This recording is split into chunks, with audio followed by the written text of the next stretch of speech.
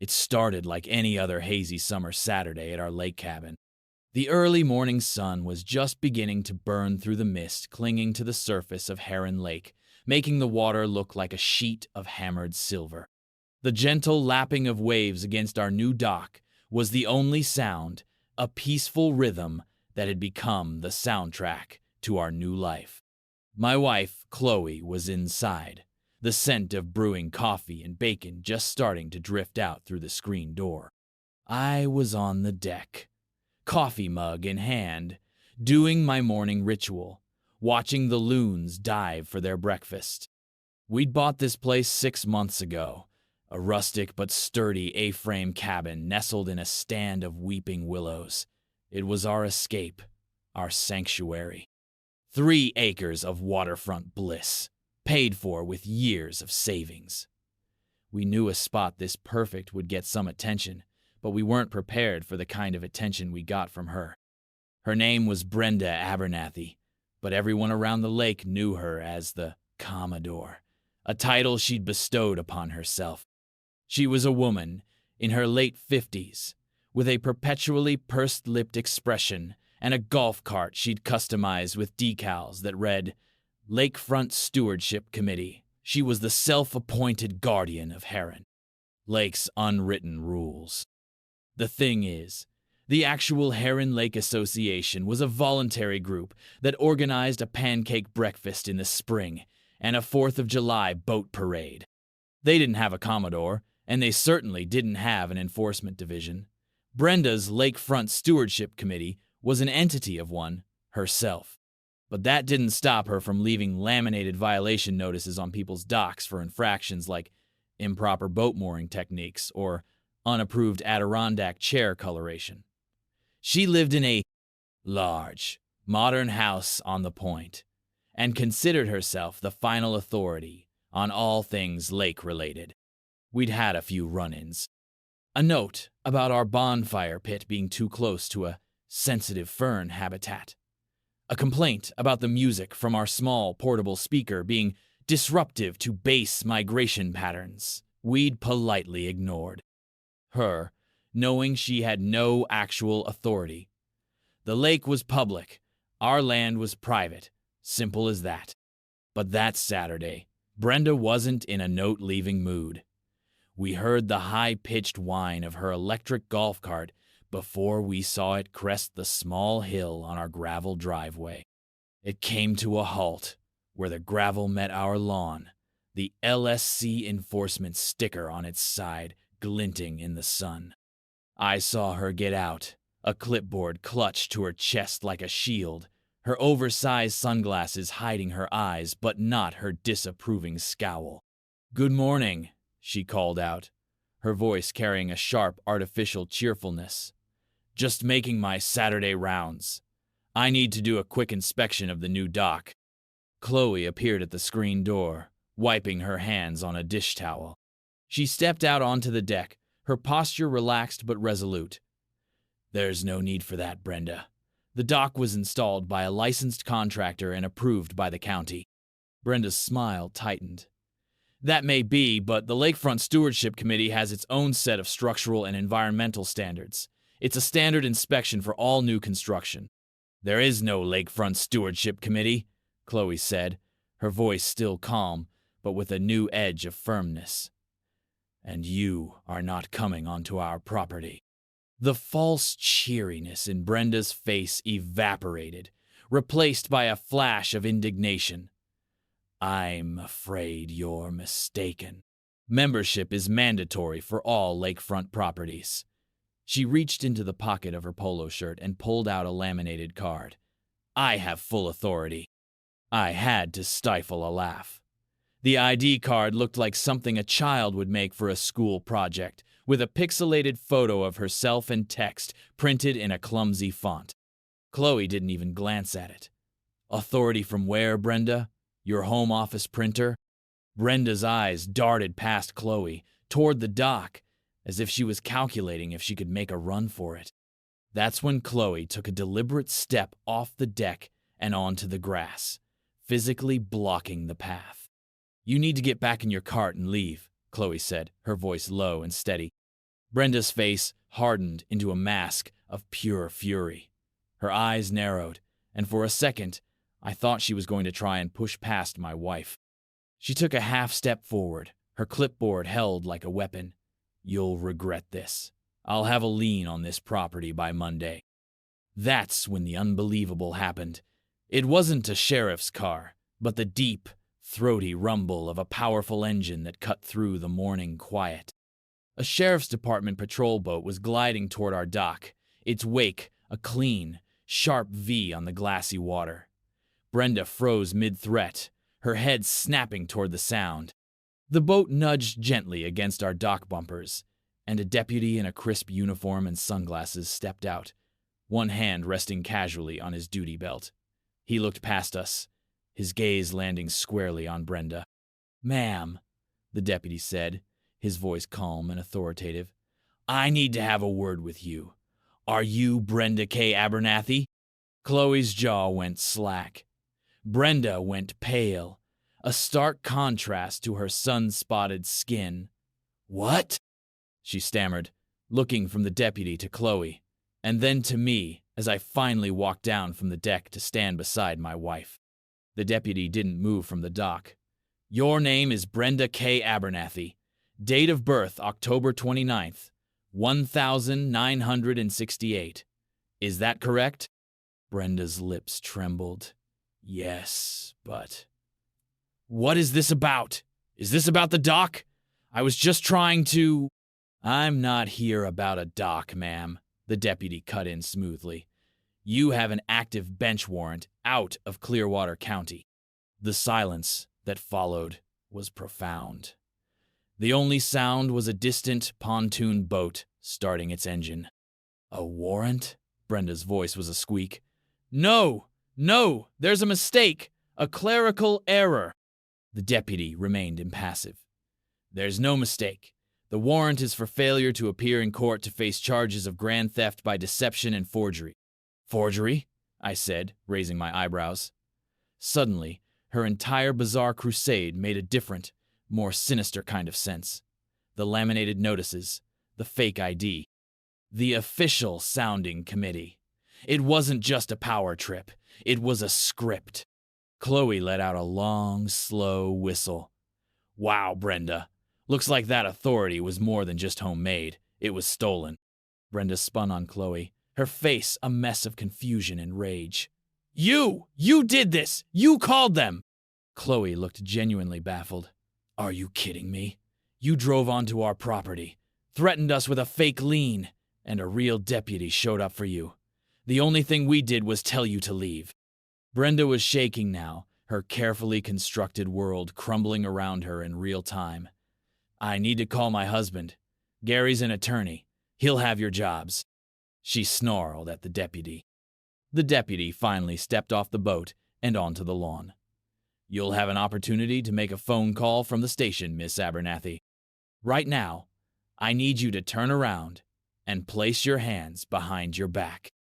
His voice was polite, but it held the unbreakable weight of the law. Brenda looked wildly around at the woods, at her golf cart, at the vastness of the lake as if it might offer an escape route. But there was nowhere to run. Her shoulders slumped in defeat. "This is harassment of a community official," she muttered, a last, pathetic attempt to cling to her fantasy. "No, ma'am," the deputy said, his voice flat as he gently guided her arms behind her back. "This is due process." Chloe and I stood side by side, watching in stunned silence as he cuffed her and read her the Miranda rights. Her denials and threats echoed across the water as the deputy led her onto the patrol boat. The powerful engine roared back to life, and the boat carved a swift arc, disappearing around the point, leaving nothing but a lingering wake and an almost deafening silence. I turned to Chloe. "Well, I wasn't expecting that with my morning coffee." She let out a shaky laugh, a smirk finally returning to her face. "Told you she was going to push it too far one day." But as we stood there, the quiet that settled back over the lake felt different. It was heavier. Something told me this was far from over. The silence after Brenda's floating perp walk was unsettling.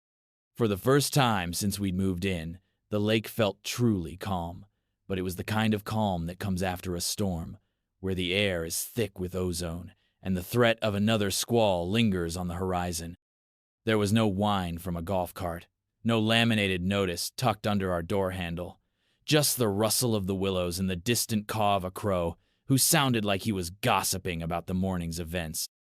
Chloe leaned against the deck railing, her coffee long forgotten. She stared out at the spot where the sheriff's boat had vanished. "Do you think that's really it? She just gets arrested and it's over?" I shrugged, a knot of unease tightening in my stomach. I hope so. But something about her reaction, that instant paranoia where she accused us of setting her up, that doesn't come from getting caught making a one-time mistake. That's the reaction of someone who knows they have a lot more to hide. Later that afternoon, the curiosity got the better of me. I told Chloe I was going to take our little fishing boat out for a spin, just to clear my head. But my destination was the point, where Brenda and her husband Gary lived. I wasn't planning on snooping or setting foot on their property. I just wanted to see. Their house was set back from the water, a modern glass and cedar structure that looked out of place among the cozier, older cabins. Their boathouse, however, was right on the water, a large, two-story affair with a sun deck on top. As I idled the boat about 50 yards out, I noticed something odd. The main roll-up door was closed, but the side service door was wide open, swinging gently in the breeze. Given the morning's events, an unsecured building on their property felt significant. I pulled out my phone, my fingers feeling clumsy, and dialed the sheriff's non-emergency line. I explained who I was, what had happened that morning, and that the boathouse at the Abernathy residence appeared to be open and unsecured. The dispatcher said they'd try to send a deputy to check it out, but they were handling a multi-car pileup on the highway, and it might be a while. So I waited. I cut my engine and let the boat drift, pretending to fish. The sun was warm on my back, but I felt a chill run down my spine. That's when I heard it. Not a loud noise, but a distinct, sharp thump from inside the boathouse. The sound of a heavy box being set down on a wooden floor. My heart hammered against my ribs. I froze. The deputy had taken Brenda. Who was in there? I nudged the trolling motor, guiding the boat closer, my mind racing. I brought it to a soft stop against the side of their dock, tying it off as quietly as I could. I stood at the edge of their property line, marked by a row of decorative rocks. "Hello?" I called out, my voice sounding thin and reedy. Silence. Then, a shadow moved in the dim interior of the boathouse. A man emerged, blinking in the afternoon sun. He was in his late 50s, with thinning gray hair, a soft paunch straining against a faded polo shirt, and a nervous energy about him. He was holding a large, overflowing cardboard box full of files and binders. He jumped when he saw me, nearly dropping the entire load. It was Gary, Brenda's husband. "Oh, you startled me," he said, forcing a weak, unconvincing smile. You're the new folks from down the cove, right?" "Yeah," I replied, my eyes fixed on the box. "That's me. What are you doing, Gary?" He hesitated for a fraction too long, his eyes darting from me to the box and back again. Just getting some of my fishing tackle." And Brenda asked me to grab some of her garden club paperwork. He hitched the box up higher. The sheriff said it was fine. A lie. A bold, stupid lie. "Funny," I said, my voice low and even. "I just got off the phone with the sheriff's office. They told me no one was supposed to be on the property until they could secure it." Gary's jaw twitched. The friendly neighbor facade crumbled, revealing a raw, panicked nerve. "Are you calling me a liar?" "No," I said slowly, taking a deliberate step backward toward my boat. "I'm calling them back right now to let them know I found you here." That was the magic word. Panic flashed in his eyes. He shoved the box clumsily back into the darkness of the boathouse, the sound of cascading paper echoing from within. He didn't even bother to close the door. He scrambled into a sleek bass boat tied up on the other side of the dock, fumbled with the keys, and fired up the engine with a roar that shattered the peace. He tore away from the dock, leaving a massive wake that rocked my little fishing boat violently. He was gone before I could even think to read the boat's registration numbers. 20 minutes later, Deputy Miller's patrol boat returned, cruising slowly toward the dock. I flagged him down and told him everything: the open door, the noise, the confrontation with Gary, the hastily abandoned box. Deputy Miller's jaw was set in a hard line. He stepped onto the dock and walked straight into the boathouse. I waited, my anxiety churning. After a minute, he came back to the doorway, holding a manila folder. He whistled, a long, low sound of disbelief. "Sir," he said, looking at me with a new respect, "I think you just prevented the destruction of evidence in a felony case. This is a lot bigger than one crazy HOA lady." I walked closer, peering into the boathouse. I could see the box, files spilling out of it. Bigger how? He held up the folder. The label on it was printed in the same clumsy font as Brenda's ID. It read, "Heron Lake Aquatic Weed Abatement Fund." "This woman and her husband," the deputy said, his voice grim as he flipped through the contents, "haven't just been faking an HOA. It looks like they've been running a full-blown financial fraud operation." I leaned in, my eyes wide. "How? What are those?" He pulled out a sheaf of papers.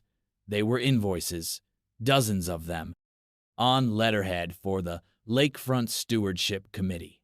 They were billed to residents all around the lake for thousands of dollars for services like invasive milfoil eradication and zebra mussel mitigation. There were also official-looking documents with forged county seals, threatening property liens and EPA fines for non-payment. "None of this is real," Deputy Miller explained, shaking his head in disgust. "There is no aquatic weed abatement fund. Our Environmental Services Department confirmed they've never heard of this committee. These are fake assessments. She and her husband have been bullying people, mostly elderly residents and new owners, into paying them directly for services that were never performed because they were never needed." The scope of it hit me like a physical blow. The complaints about our music, the violations for our chairs, that was the cover. That was the performance she put on to establish her fake authority, to make the real scam seem plausible. "So, they've been scamming the whole lake?" I asked, my voice barely a whisper. "Looks that way," he muttered, carefully sliding the folder into a large evidence bag. "We've had scattered reports from other lake communities in the region about a couple matching their description pulling similar schemes. They find a place with a weak or non-existent property owners association, invent a crisis, and then milk the residents for cash under the threat of legal action."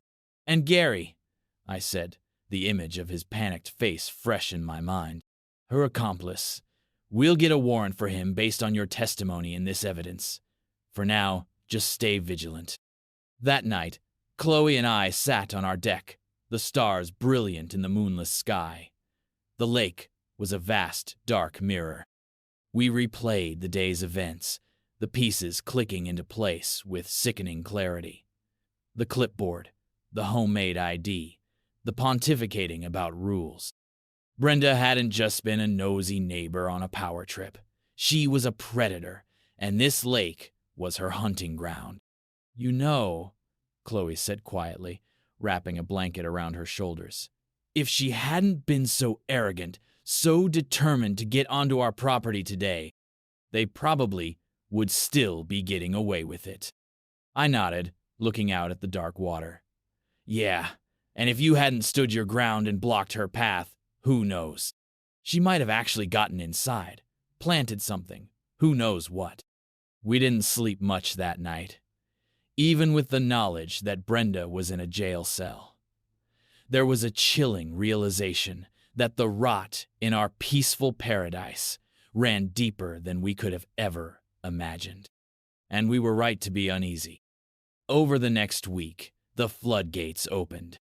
Once word of Brenda's arrest and the nature of the fraud got out, 4 other families on our stretch of the lake came forward, shamefaced, to the sheriff's department. An elderly couple had paid over $1,500 for a mandatory septic system upgrade that never happened. A young family new to the area had forked over $800 for a fish stocking permit. All of them had received the same threatening letters from the Lakefront Stewardship Committee. All had been too intimidated or embarrassed to question the Commodore. The investigation revealed that Brenda and Gary Abernathy had scammed residents out of nearly $50,000 on Heron Lake alone. And their scheme extended to 2 other rural lake communities in the state, always targeting places where people valued their privacy and were less likely to compare notes. Gary was apprehended 2 days later trying to board a bus 2 counties over. A few weeks later, the district attorney held a press conference. Grand theft by deception, forgery, impersonating a public official, extortion. The list of charges was long and severe. That evening, Chloe and I stood on our dock, watching the sunset paint the sky in fiery strokes of orange and purple. The lake was finally, truly peaceful. "Funny," Chloe said, her voice soft. "She thought we were the ones breaking the rules." I wrapped my arm around her shoulder, pulling her close. I guess she never imagined her whole fake empire could be brought down by one blocked path and a single, real warrant. And just like that, the quiet returned to Heron Lake. One determined woman on a Saturday morning had been all it took to unravel a world of lies. If you think Commodore Brenda got what she deserved, drop a little boat emoji in the comments, smash that like button, and subscribe for more stories where karma comes crashing ashore. You don't want to miss the next tale that washes up.